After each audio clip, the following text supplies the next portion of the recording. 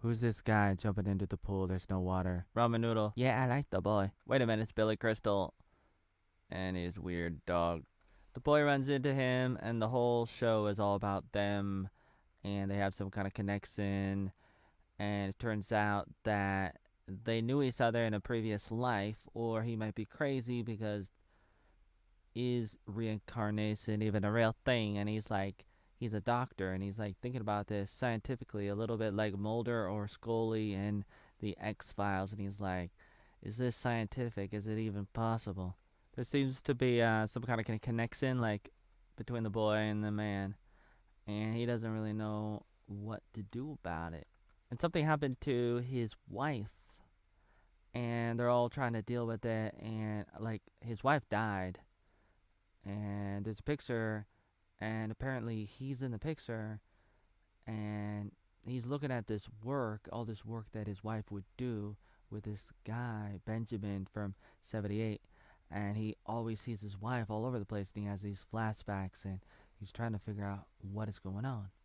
He ended up saying, I think I killed my wife, and then he was stuck in the crazy hospital, and then he stuck his hand through like a pen or a pencil, and then he had to go to the hospital, and then he broke out of the hospital and grabbed the kid and went to this place where he thinks they were in a previous life or something, and they jumped in the water, and it was pretty intense because he thought he saw himself in this picture, and he had to try to find the place, and he drives over, or C drives him, and he sees the house, and he has to go into it, and that's the time where he's like in the hospital because like he was going crazy. At least that's what they said, and he had to go back, and that's when he brought the boy back, and they jumped in the water to break the spell or whatever. And like in a previous life, he was a girl, and she died in the water, and so they had to complete the circle, the Lion King circle